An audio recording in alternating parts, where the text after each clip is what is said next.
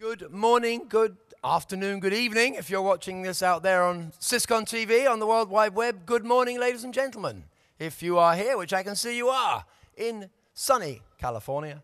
I'm sorry it's not sunny inside, but that's because we have things to think about. And yesterday, hands up if you were here yesterday. So we have newcomers, so we'd better also then address the newcomers. Welcome to 13th Cloud Expo, welcome to 4th International Big Data Expo. Welcome to SDN Expo. Welcome really to the future of IT, which is also the theme, obviously, of our keynote this morning. But one of the things I try and do as a sort of housekeeping rule before we begin each day, because they have a theme each particular day.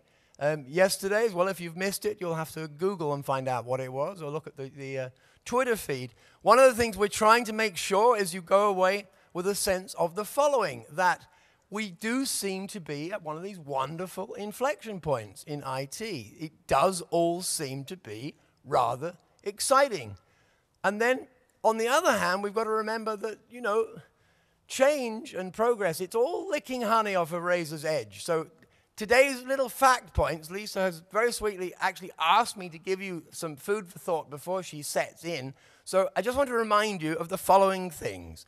I want to remind you that Microsoft was only founded in 1975, that Apple was only founded in 1976. Just remember these things.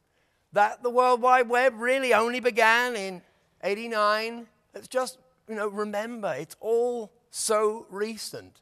Let's also remember, I don't know if you've got it at home, I have, that November the 6th, I remember, November the 6th, 2006, so around the time we do Cloud Expos, and this was just before we did them, 2006 was that famous Business Week cover where Jeff Bezos is on it, and the headline, 3 words, Amazon's risky bet.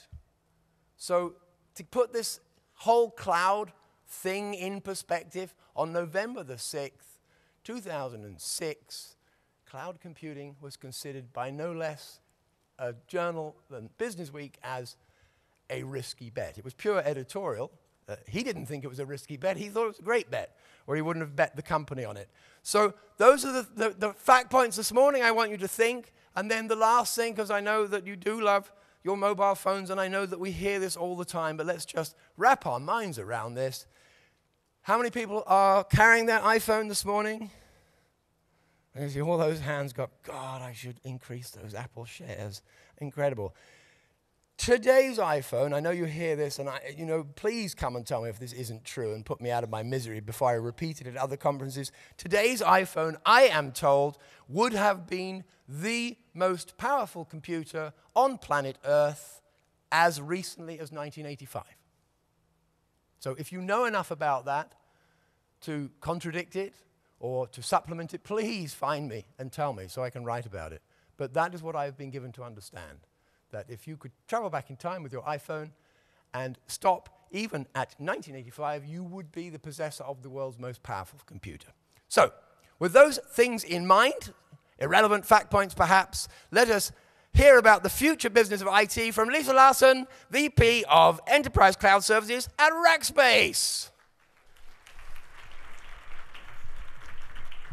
Thank you, Jeremy, for that warm welcome.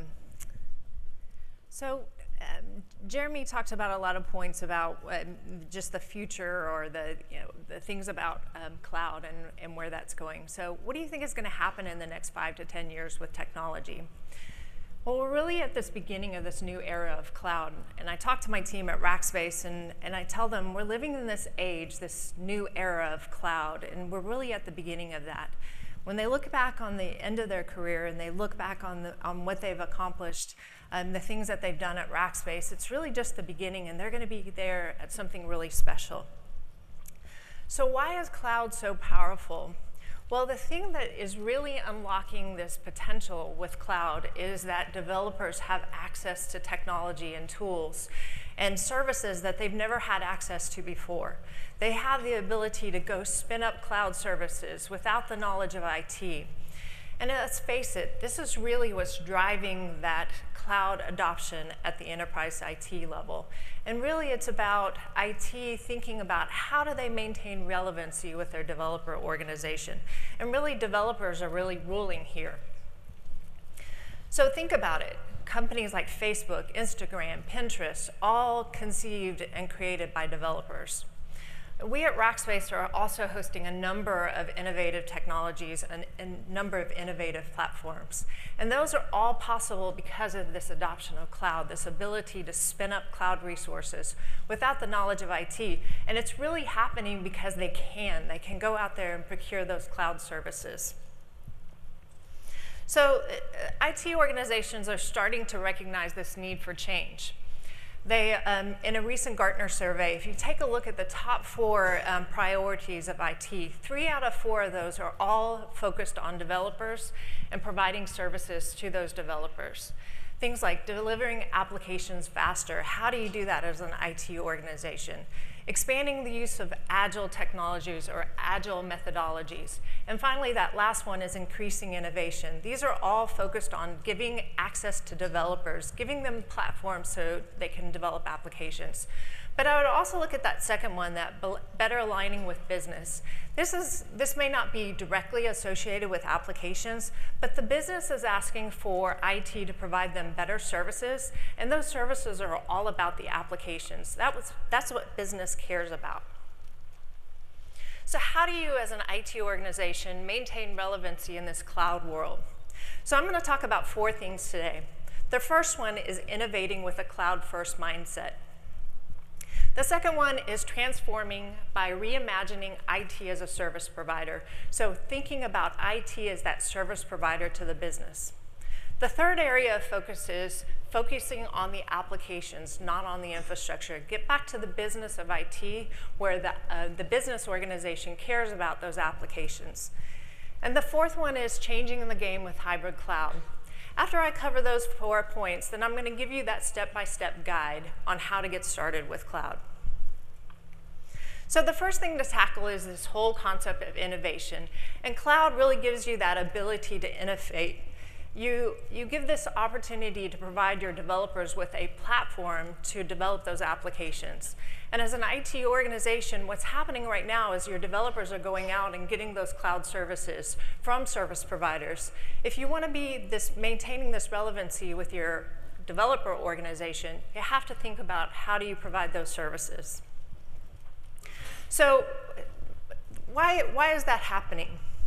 Well, if you think about this whole concept of innovation, what you're doing is you're fueling an innovation engine with cloud. Think about when an application is first thought of, that concept or that idea. You're thinking about that application in a time of uncertainty. You don't know how well this application is going to do when you put it out there in that market. So the developer's thinking about this idea. They don't know if that idea is going to take off very quickly, if it's going to have a slow, gradual growth. And so really what you're doing here is you've got to be able to give this platform, this cloud platform. If you contrast that to a traditional IT organization, what IT thinks about is budgets. They think about CapEx expenditures, and those typically happen once per year. So if you think about that, what they're trying to do is they're developing these business cases for these applications. But when an idea is thought of, you may not know how well that's going to take off. So if you adopt this whole concept of a cloud-first mindset, you have the ability to place little bets. You can go out there, create this idea, put it on a cloud platform, and then really see what happens with that application. So developers are also looking at moving from a traditional waterfall to an agile methodology. They're looking at how do I take my applications and how do I do those different. So agile is really this whole concept of being able to develop on a platform. In a traditional waterfall methodology of development, requirements are fixed. IT knows, they can plan for what's going to happen. They know the requirements, they can understand the resources, and they have the time to plan for things. In an agile development methodology, that's not happening anymore. Costs are estimated. The requirements for infrastructure are also estimated. Resources required to support that are estimated.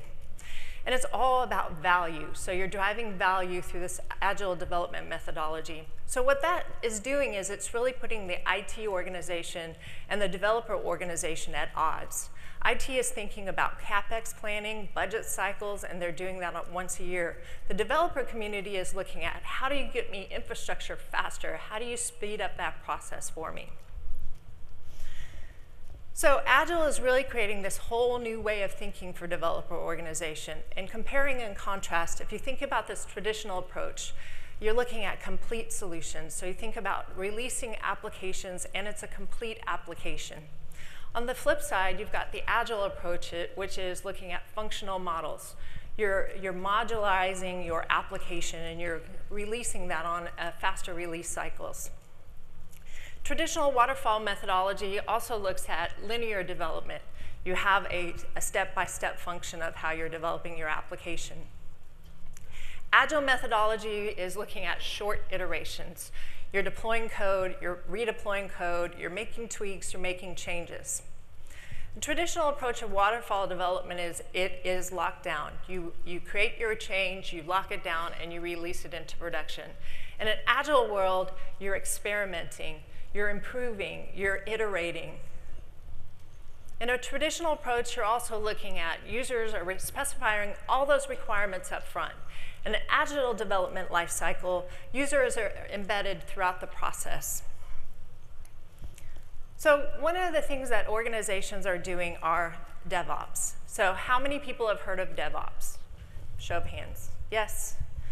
Yeah, so DevOps is really this approach of bringing together the IT organization and the developer organization. And you're looking at these two organizations to come together to share communication. How do we deploy these applications together? Because it is a symbiotic relationship between these two organizations. Think about you're looking at a development lifecycle that maybe is a release once per month. Now it's moving towards continuous deployment. Maybe it's once per day, once per hour. So DevOps is all about this bringing together people, process, technology, but it's really about those business outcomes. You want to produce business outcomes. So for DevOps success, the other thing that's happening is that traditional IT organizations and developer organizations are changing their organization structure. If you look at, on the left-hand side or on the right-hand side, a typical organization before DevOps, they may be in a silo. You may have the operations organization sitting in one team, and you have the developer organization sitting in a separate team.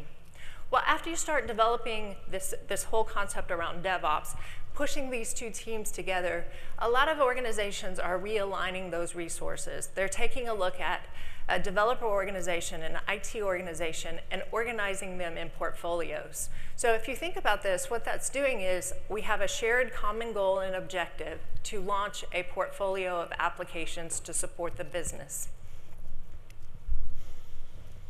So the other thing to look at as you start looking at DevOps is how to build a toolbox. So the thing that's important here is that there are developer tools, but there are also IT operations tools. So I'm going to focus on the operations side of it. So here what you're looking for are tools that can automate, monitor, manage, and keep costs in check. So these are just some of the tools that are available through the Rackspace Cloud Marketplace that can help you as you go through this cloud journey. So the second thing that I'm going to focus on is this whole concept of reimagining IT as a service provider to the business.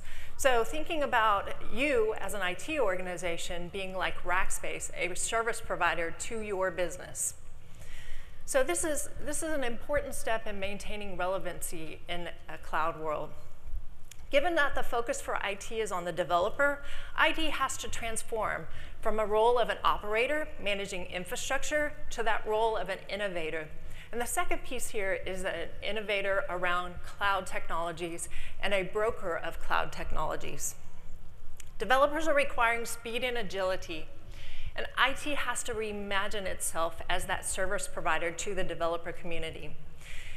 And you really need to be focusing on, you don't want to necessarily be a do-it-yourself organization where you're creating your own clouds, but you're looking at how can I leverage technologies that are already out there. So IT's new role as a technology broker, what does that actually mean? So a broker is really looking at vetting new technologies. They're going out, looking at those technologies that are available in the marketplace, understanding those technologies, trying to find out what are the right service providers that I need for my business, vetting out those technologies, and then starting to bring in those service providers into the portfolio. And here the goal is not to reinvent the wheel, but what you're doing is you're looking for those technologies that are available that can help drive your business. So the other thing that needs to happen with the IT organization is really kind of this whole concept of agile IT and this continuous learning process. So not only are you thinking about DevOps and continuous deployments, continuous integrations, but you're looking at continuous learning. So the IT organization has to start thinking about what are the training requirements that I need to take in order to make this successful. You have to learn new software, new infrastructure, look at things like infrastructure as a service, platform as a service, software as a service. You have to automate and deploy platforms for your developer organization. So the IT organization is moving from an operator to this innovator, thinking about how do I deploy applications faster? How do I get them out to the marketplace faster? You want to focus efforts on cloud technologies that are available to you, not on building your own clouds. So what are the implications on traditional IT budgets? Well, the first thing to go is capacity planning. It's really dead. And let's face it, you probably weren't right anyway. As you were thinking about capacity planning, you were either over-provisioning or under-provisioning infrastructure because remember, you're forecasting, you're guessing, what do I think my demands for infrastructure will be in a year from now? With agile development, this is even more compounded. So thinking about these release cycles of maybe once per day or more times than that, your developers are looking for this elastic infrastructure that's available to them. They're just looking for a platform to put their applications on. Cloud gives you that opportunity to enable little bets. You can spin up cloud infrastructure. If the application itself doesn't work out or you're not getting the demand for that, you can start spinning those resources down. And that's why I say that capacity planning is dead. The other thing that can happen is that developers can get those ideas out there. They can fail fast. If those applications don't work out, bring that infrastructure down. No harm, no foul. There was no CapEx expenditure. So there are also some implications on this financial shift from a CapEx model to an OpEx model. But not only just an OpEx model, but a cloud OpEx model. So thinking about this whole concept around cloud infrastructure planning, how do you do this? Well, the first thing to go is that strong business case. You don't need a strong business case now because remember, you're not going out and securing budget for CapEx expenditures. Instead, what you're doing is you're identifying an idea. You're looking at maybe a particular workload. Maybe it's an idea for a new e-commerce application. You develop that criteria for the idea to be successful. The developers go out and develop that application, and you deploy it out into the marketplace. So now you're looking at things like, okay, what is the ROI that I'm expecting from this particular application? You look at calculating those quantifiable benefits and the qualitative benefits. You're looking at what are those KPIs? What are the KPIs for managing this application in this platform? What do I want to get out of this particular platform? And then what happens is over time, you want to maximize your ROI. So you may be fine-tuning what is the platform that this application sits on. Does it stay on public cloud? Does it move to private cloud? Does it go to hybrid cloud? And so you really want to keep a check on those cloud costs and understand the costs, understand how to maximize your ROI, because you may want to move those applications from platform to platform. So the next thing I'm going to focus on is the applications. The world is speeding up, and the need for technology innovation is really imperative to drive your business. So that means that the third area of focus to maintaining relevancy is all about the applications. You want to refocus the IT organization on the core business, and that core business is all about the business applications. So here's what IT does a lot of. They manage, monitor, keep infrastructure healthy.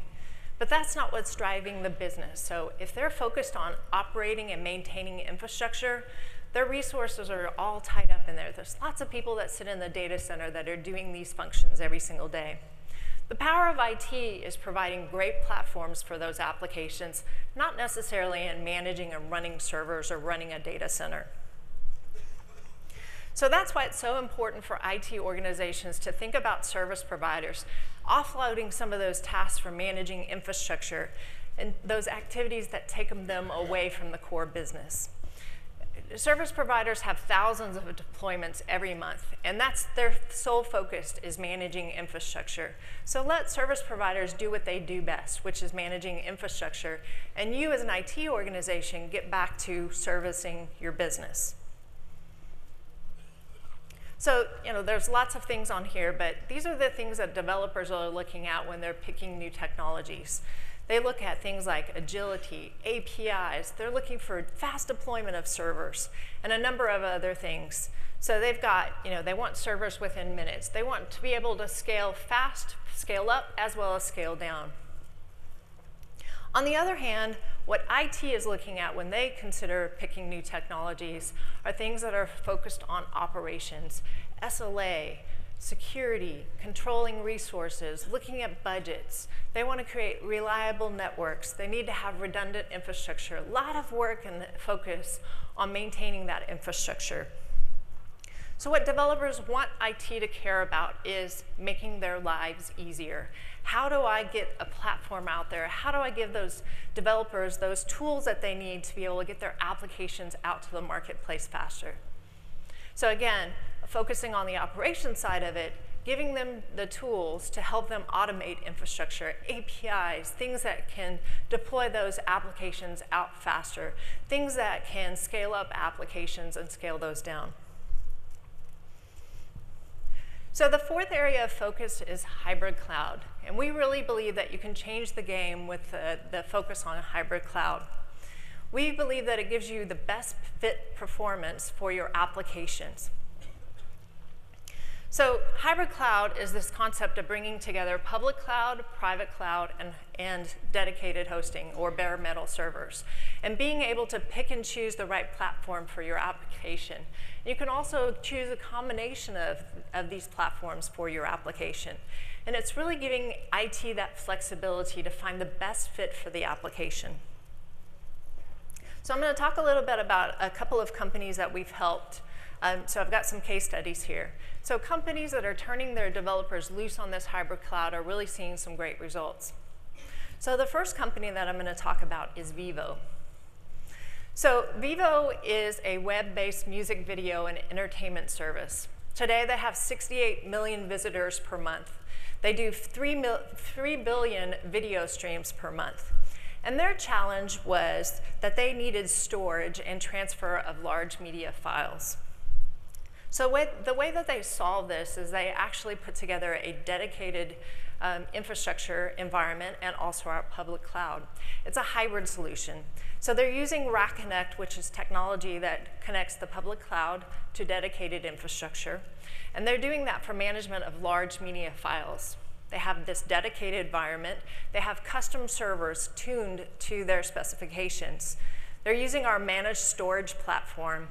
And what they're using the cloud for is this scalable compute resource for these very, very CPU-intensive transcoding of those digital media files. The next company that I'm going to talk about is HubSpot. So HubSpot makes marketing software. And their situation is they've got 8,000 customers around the world, 56 countries. They are doing continuous deployment and provisioning of their application. Today, they've got about 75 updates that happen per day. And they can go from an idea, this whole concept of this cloud-first mindset, that can go from an idea to production in less than 20 minutes. And what they used to do is they ran their application in the public cloud. So the challenge that they had was they wanted more control over their environment. They wanted to get more reliability out of their environment. They wanted image parity, and they wanted the ability to determine their own destiny. So HubSpot has gone all in on OpenStack, and you can see here that they have added additional nodes over the last couple of years for the releases of OpenStack. So what's that's done for them is that it's increasing their efficiency of their application. By moving to the OpenStack platform, HubSpot has realized a 4x increase in efficiency on the same workloads. And they expect to better that performance because they will continue to refine that application. But more importantly, what they've been able to do is determine their own destiny. And so what they're doing is they have this ability to put their application on the best fit platforms. They have OpenStack, but they can use dedicated storage. They can use dedicated infrastructure. They can burst to the public cloud. So Rackspace's approach is this whole best fit cloud concept. And we are continuing to upgrade our hybrid cloud portfolio. So today, I don't know if you saw the press release, but Rackspace announced our architecturally redesigned public cloud with performance cloud servers. These new servers are designed to deliver enhanced levels of application performance with greater speed, throughput, and reliability. It's creating a powerful hosting platform for a variety of workloads, ranging from basic web all the way up to large-scale NoSQL data stores like MongoDB and Cassandra. So really what this is doing is we're giving you a performance servers for your applications that are fine-tuned to meet specific needs. So if you have a NoSQL database, you have MongoDB, you have Cassandra, we're fine-tuning our application, our public cloud platform for those applications.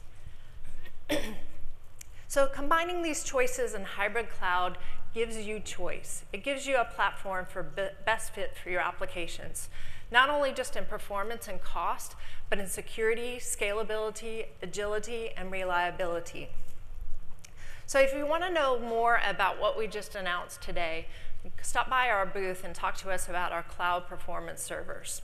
And there'll be a lot of people that are there that can help you. So let's talk a little bit about the step-by-step approach. So I covered the 4 key categories of how to maintain relevancy in a cloud world. Let's now talk about how do I get started? What do I do? So there are 5 basic steps, and these are not in any order. So the concept here is what you're trying to do is you're freeing up your resources. So if you look at the first couple of steps here, it's all about moving applications to the cloud so that you can free up more of your IT resources to focus on applications. So the first area is to look to move to SaaS-based applications.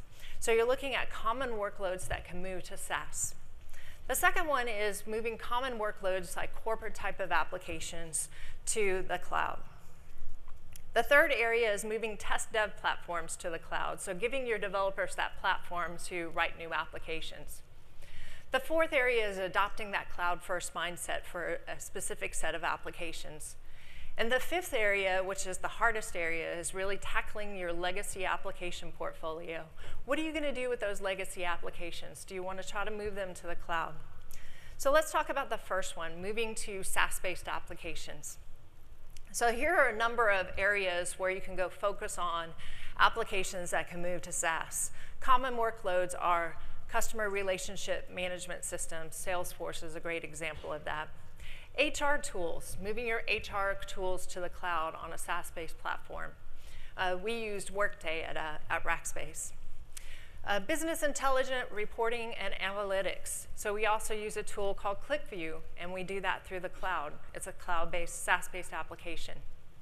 Another area of focus is looking at your marketing and campaign management tools. And the last one is travel and expense management. Does everybody use Concur? And now you've got that available. That's also a SaaS-based application. So the concept here is really what you're starting to do is moving some of those common workloads out of the hands of the IT organization, putting those applications onto the cloud, using those common SaaS-based applications. Now you have actually more resources available to focus on applications. You just freed up IT resources. So the next area is to look at common workloads for hosted solutions. So things like email. So look at email platforms and moving those to the cloud. Collaboration and content management is another area of focus. Document management solutions, so that's another area where you can start moving those corporate applications to the cloud. And the last area is looking at productivity apps. How many people are using Box or Evernote or some of these other productivity tools? So that's another common workload that you're moving to a cloud-based application. The next area to tackle is this whole concept of test dev, giving your developers a platform to write their code on. So what you're looking at here is giving them easy access to these tools. So things like a developer sandbox, a staging environment, or a quality assurance environment. So the concept here is really getting your developers access those tools to be able to develop the applications. So the next thing is, as I talked about, is adopting this whole cloud-first mindset. So some easy applications that can start migrating to the cloud, things like proof of concepts and pilots, web apps and websites, those are the things that can move to the cloud as well. Other things like marketing campaigns. Of course, this isn't a whole list of all the applications that can start moving with that cloud-first mindset, but this just gives you some ideas on what you could do. So now comes the hard part, tackling your legacy application portfolio. This is where it gets hard. So if you've got a large legacy application portfolio, the first thing you want to do is start looking at rationalizing that portfolio. And what that means, this is the hard work, this is the heavy lifting. You're taking a grouping of all your applications, using your asset management tools, your inventory tools, to pull all those software licenses, to pull all those applications that may sit in your data center, but they actually may be sitting in your end users' hands as well. So the steps that you're taking here are rationalizing that portfolio. What are those applications that can be retired? So one of the steps that we see when we go out and help customers is, as we rationalize this portfolio, inevitably we'll have a customer will tell us, oh my gosh, that thing's still running? That should have been killed many years ago. So that's the first step, is understanding what applications can be retired. Then after that, you have applications that are living out there. Maybe it's a customer relationship management system. Maybe that can move to a SaaS-based platform. So what are those applications that can be replaced with SaaS-based applications? Then let's start taking a look at some of the applications. Do I need to rewrite those applications to be able to take advantage of cloud? The next area is, what are those applications that may need to be integrated with cloud services? Maybe I want to keep them on the same platform that I have, but I want to integrate it with cloud so I have cloud services available to me. And the last area is to look at, what are the migration and integration costs associated with this whole concept. As I think about moving this legacy application portfolio, I'm thinking about the ROI that I want to get out of this. Does it make sense for me to move this application to the cloud, given that I have integration costs or I have migration costs? So I want to look at that total cost of migrating to the cloud as well. The other area to talk about is really tackling this whole human factor of cloud adoption. You need to equip IT for this change. So things to consider here is cloud training. How are you getting your IT organization ready for this change to the cloud? Things like going out to conferences like this is one part of training, but getting them access to online classes or classrooms to help them with this whole adoption around cloud. And it may be even looking at those cloud marketplace tools that I talked about earlier, giving them access to those tools and then letting them attend classes to learn how to use tools for API development or automation or deployment.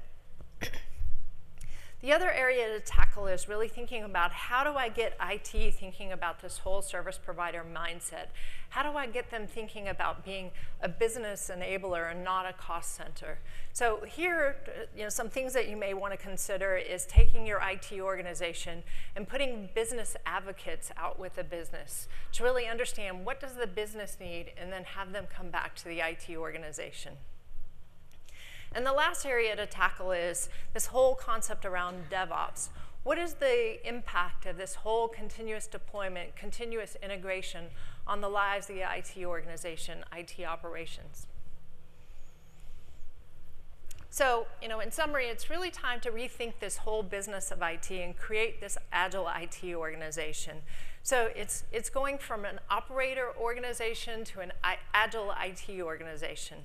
So IT needs to think in terms going from a CapEx model to an OpEx model, going from a cost center to a business enabler. How do you do that? System administration to automation. Data center operations to being a service provider to the business. A builder of technology or an operator technology to a broker of technology. And then the last thing to tackle is, what is the whole implication of moving from a traditional waterfall development methodology over to an agile development methodology? So to help you get started on this whole journey around the cloud, I've got a number of resources that are available to you. So, the way to do this is really keeping up with industry trends. I've listed a number of analyst resources that are available to you. And then if you visit our Rackspace website, you'll see a number of icons here, and I'm going to touch on a couple of them. Cloud University is a free training resource that's available to you. You can go out there, there are 10 cloud modules, and that'll get you started on what is this whole concept of cloud and how can I consume it. Another area that I'll touch on is the Enterprise Cloud Forum. So my team and we host a monthly webinar, and we talk about cloud technologies, the adoption of enterprise IT, of cloud. In addition to that, we've got Open Cloud Academy. We have blogs available, knowledge centers, so a lot of resources available to you as you really get your hands around how you will consume cloud. And really what we're looking to do is create cloud-savvy customers. We want everybody to be educated on cloud and how to adopt it. So I really appreciate your time. Thank you. I know it's early. I know it's early for those in the Silicon Valley, so I appreciate your time. Thank you very much. Thank you, Lisa. It's never too early at Cloud Expo for Q&A, though. And so not to put any pressure on anyone, I just want to remind you of the saying that you can tell a clever person by their answers, but you can tell a wise one by their questions. Now, who is going to start? 2 mics. I need at least 2 hands so I can run in 2 directions at once. They're pointing. Oh, you're pointing at one. I thought you were nominating him, but he actually had put his hand up. So that's good. As you said, changing game with hybrid cloud. How is the Rackspace hybrid cloud is different with other hybrid clouds except CPU intense and scalability? So how is it different than other hybrid clouds? Is that your question? Yes. Okay. Our hybrid cloud is based on dedicated platform, public cloud platform, or private cloud platform. So, with the release of our performance cloud servers that we just announced today, we're really focusing now on the public cloud side of it and really increasing the performance around CPU, memory, et cetera, and also the backend storage. So visit our booth and you can get more details specifically on how we compare from a performance standpoint. Now, don't be shy. You should never have said that thing about it being early in Silicon Valley. That's given them terrible get out. Come along, please. They're absolutely. Well, maybe I can break the ice. I can have the rackers that are in the room. I mean, you we're go. always fanatical, so maybe I can have them stand up. There you go. Come on, and rackers. do a Where cheer are or you? something. Where are those rackers? Look at them. I know they're here. I see were them. all there. There's one. There's one. Give them credit. You see, we didn't plant questions or anything. Here comes our question. It worked. It's cause and effect. See, it worked. Thank you, Lisa. Can you talk a little bit about the Rackspace Accelerator program that you're running in the city? It's getting a lot of visibility. Can you let us know a little bit about that? Is this for the startups? Startups, yes, absolutely. So in the city, and in fact, we're launching Geekdom again this morning. Actually, I think we have a party tonight for Geekdom in the city. So it's basically, it's the first floor of our building now is all devoted to startups. And so it's an incubation. We're providing that facility to startup programs. I'm not sure if Stephen is here, but he can give you all the details of how to join the accelerator program. If you visit our booth today, you'll get more details on that. But we're committed to startups. It's part of our core values of giving resources to the startup community. So stop by our booth, and we're launching Geekdom again today. Thank you. Well, you know what we're going to do? I'm going to be proactive here, and I'm going to say that we need to thank Lisa in the loudest round of applause that's ever happened at 9:50 in Silicon Valley. On your marks, get set, go! But keep it going, keep it going, keep it going. Yes! Thank you. Yes, yes. It's a beautiful thing.